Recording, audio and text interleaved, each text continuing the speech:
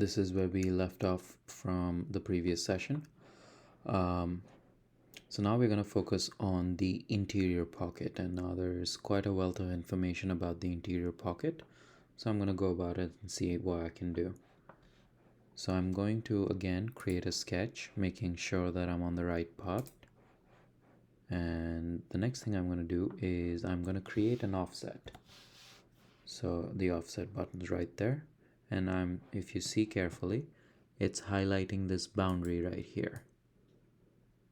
And what this offset amount is going to be dictated by, if you see, this feature is 0.3 away from the origin, and this is also 0.3 away from this. That gives me a logical reasoning that this feature is offset in about 0.3 all over. So I'm going to switch back, type in negative 0.3, and now you can see this dimension right there. And now I'm going to start introducing a whole bunch of other dimensions. So we have a radius here of 0.313, and it seems it's centered on this circle. So I'm just going to draw a circle.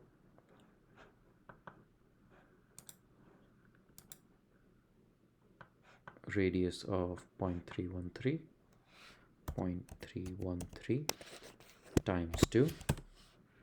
So this one's dimensionally constrained. Sorry about that.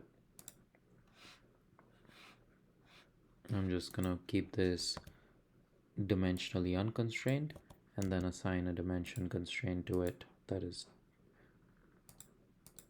dependent on this one. Now what I can do is now I can go for concentric. This is concentric to this hole. This is concentric to that hole. Now I'm going to also create a line, and I'm going to start the line from here, keep it like that, and keep it like that. So I've put it at two different points, but this can move around. Well, that's easy to fix. All I have to do is make this line collinear to this line here, and this line collinear to this line, and that gives me my interior pocket.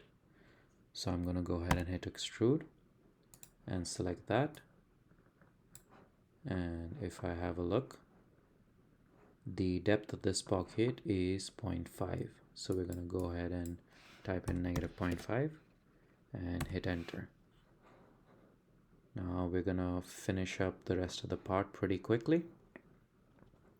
So we have a radius here of 0.188, and there are no other radiuses specified. So I'm going to operate under the assumption that the radius everywhere is 0.188. So I'm going to go ahead and go for a fillet. Select this feature, this edge, this edge, this edge, this edge, this edge, this edge, this one here, here, here, and here, and these two as well. And I'm going to do something interesting right now.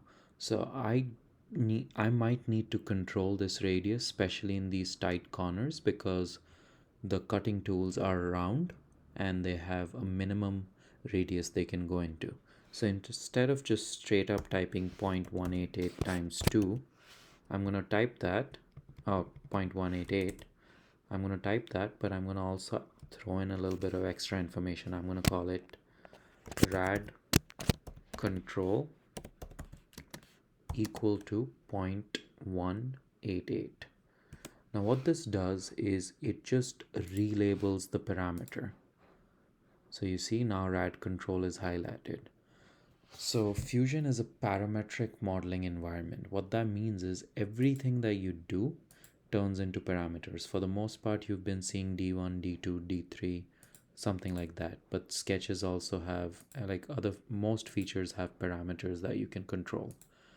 In this case, all I really did was, for the last one, instead of having it auto assign D40 to it, I just renamed it to rad control and I highlighted it. So if I wanted to, I could change the numbers on the fly. So I could see what 0.2 looks like. I can see what 0.4 looks like. And I can also push the model to breaking. So 0.7 looks like it broke it. I'm getting a break here. So parameters are really useful to create this way, and you'll be seeing these parameters more in the future. So I'm going to set it back to 1. Let's check. 88. And parameters also allow you to make decisions before knowing all the facts about the dimensionality of something. So they can be quite useful. Now I'm going to throw in another fillet just for convenience sake. This will get rid of some sharp edges that are easy to get rid of on a CNC. And I'm just going to say this is 0.1. And I'm going to click OK. This will give us a nice rounded part that doesn't hurt our hands when we make it. So that's it for this session. I'll see you on the next and final session for this class for CAD.